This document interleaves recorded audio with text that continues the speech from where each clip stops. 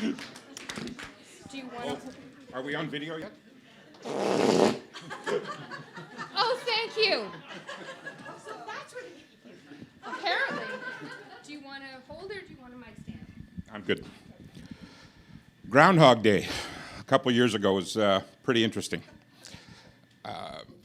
Punxsutawney Phil saw his shadow. Wyerton Willie was too cold, and he said, "I'm not coming out." And the doctor walked into my room, and he said, "Are you Mr. Spillchuk?" And I said, "Yes." He says, "You've got cancer." And I thought I was on a game show, and it's like, "You've got cancer. Okay, thank you. What do I get for that?" And I tried to laugh it off, and he wasn't in a humorous mood. And I said, "Are you sure?" And he goes, very sure, very serious, very serious." And I said, "Well, what do you want me to do?" He says, "Oh, take care of yourself. Make sure you're in good shape." I said, "Are you trying to tell me to get my affairs in order?" And he goes, "Yes." And I said, "I haven't had any affairs." He goes, "That's not funny." And I went, "Yes, it is." It is so funny. But that same night was the night that I realized, when I tried to make light of it, I always think that's huge when a 300-pound guy is trying to make light of something. I always thought, I don't know, there's an irony there. And it was the only night I cried. I was in Princess Margaret for 6 weeks.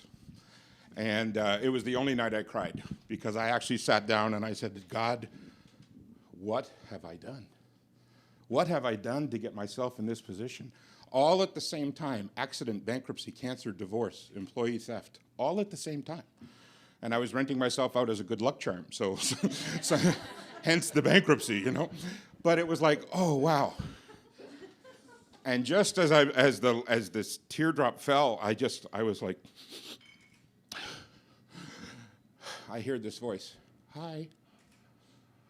And I look up, and it was my former wife, Karen. We're still not officially divorced, but we're getting divorced. And she said, "Are you okay?" And I said, because every time up to that point, I had said, "Yeah." At that point, I said, "No, I'm scared." And she did something I'll never forget and always remember. She came up, put her arms around me, and she said, "We'll get through this together," which was pretty cool. Tonight's talk is entitled, "Help is not a four-letter word." Now, if Sheldon Cooper were here he'd go, "Yes, it is. The dictionary says it is this. It's 4 letters." But help really isn't a four-letter word. I had this thing going around that if I ask you for help, you won't blank me. What's blank? Like. Who said like? Yeah, you won't like me. But like is a sociably acceptable term for what? Love. If I ask you for help, you won't love me. So when I lived in North Bay for many, many years, and I served on the board of the Chamber of Commerce, and within 2 years, I was the president of the Chamber of Commerce, which is the fastest rise to president anybody's ever had. And then when it was done, everybody said, "Oh, he's going to run for politics." Nope. I'm one of the few presidents of the Chamber of Commerce who didn't run for politics. And they said, "Well, why'd you do it?" I said, "Because I wanted to help." And when they take you to court and they say, "I want you to tell the truth, the whole truth, and nothing but the truth"? That was the truth, but it wasn't the whole truth. Why did you do it? Because I wanted to help. Part 2 is, and I want you to love me. Please, God, please love me. After 1 year with the Chamber of Commerce, I won the Betty Alcorn Memorial Award for Director of the Year. And you're in massive, "please love me" mode when after they gave me, and I had a standing ovation from 300 of my business colleagues in the city, and they gave me the award, and no sooner did I take the step off the podium, the first thought in my head was, "Dear God, what am I going to have to do to get them to love me next year?" And it never stopped. Just before we moved out of North Bay and came down to Toronto, we decided to split up, but we were going to move to Toronto together because our last 2 children are going to university. So Karen lived in Midtown, and I lived out on the lake in Toronto. I I was leaving my doctor's office, and I'll say the word, I know you're not supposed to in public, but I was at the psychiatrist because I was so much into depression. I went to see the psychiatrist, and it was my 4th visit, and I thought it was the last visit, but I turned around and I put my hand on the doorknob, and just, it was one of those Columbo moments, you know? It's like, Doc, I feel like I've been taking care of the whole world for the last 20 years. Wouldn't it be cool if somebody could just take care of me? He brings out the notepad again. He'd all put it all away in the blue file. Yeah. The blue file is for the crazy, crazy people. Okay? But he had it in the blue file, and he took it out and said, oh, yeah. Under the premise of be careful what you ask for, 4 months later, I'm in the hospital, and the nurses are doing everything for me. Things that I could do when I was 2 and 3 years old, the nurses are doing now.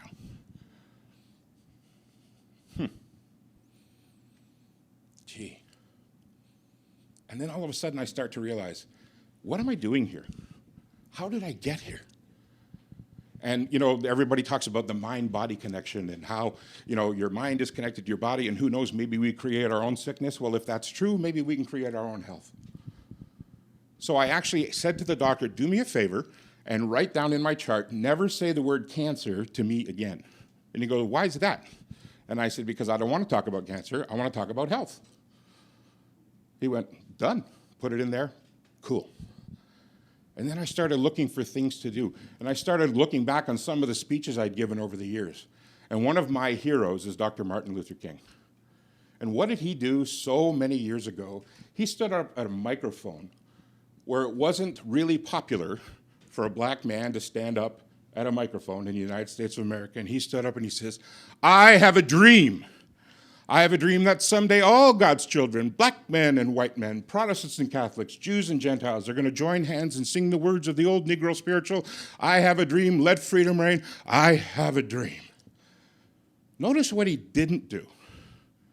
Notice how he didn't address the nation. He didn't come up and say, I kind of sort of got an idea. I got a hunch. I don't think it would have been that much more powerful, you know, because he stood up in the midst of not being very popular with a lot of people, but surprisingly, there were so many white people who said, yeah, dating all the way back to Abraham Lincoln. Lincoln said, I have a dream where we're all going to work together. Dr. King was the first black man to say it out loud in a way that everybody got it. I like to think that I'm carrying on that dream because I think prejudice is kind of stupid. But we all have a little bit of it a little way, you know, but it's like, whoa, dude, why can't we just all play together? Well, one of the reasons is so many of us are too afraid to stand front and center and say, I have a dream. And I need help. Because if I ask you for help, you won't love me.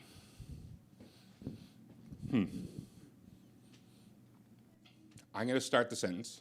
You finish it. Okay? Coca-Cola is the real thing. Pepsi's the choice of a new generation. Right. Okay, there must be something wrong with me. See, it's the Catholics who always do something wrong with me, baby. The Protestants go, something wrong with you, baby. It ain't me. You know. Don't sit too close to the TV, it will hurt your eyes, right? You're just like your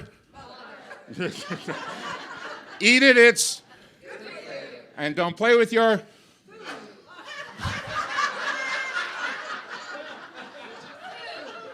food is the right answer. Don't play with yourself. No, I don't want to shake your hand at the moment, but guy walks into his son's room. He says, hey, you keep doing that, you'll go blind. He goes, Dad, I'm over here.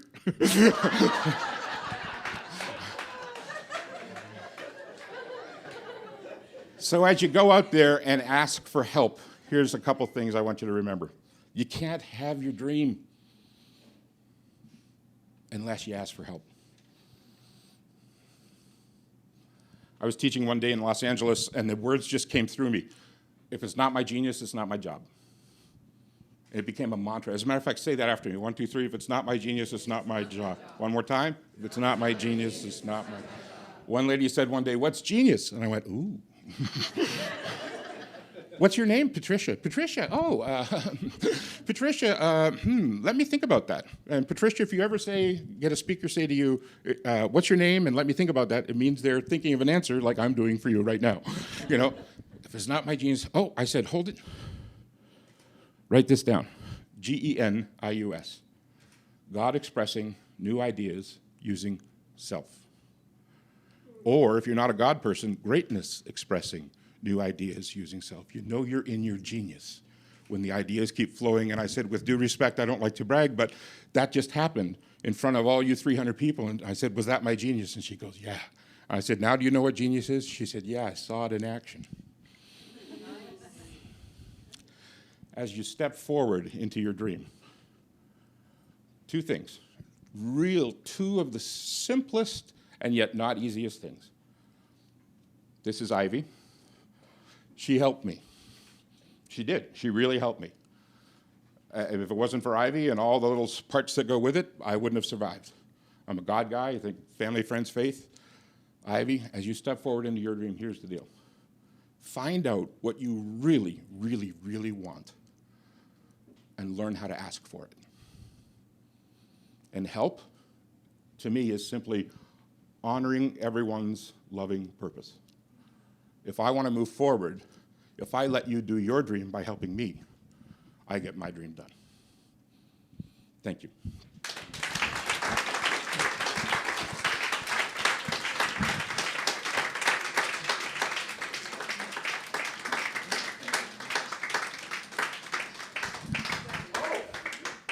Can I add one more thing? Yes, you may. Oh, I'm so sorry. I forgot to do this because you flashed me the finger. All right, then. For those of you who've ever had a dream, I forgot to take this off.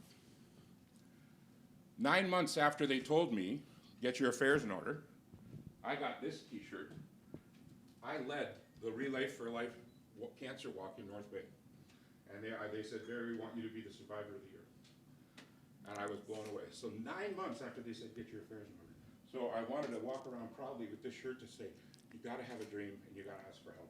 So thank you, and again, thank you for that.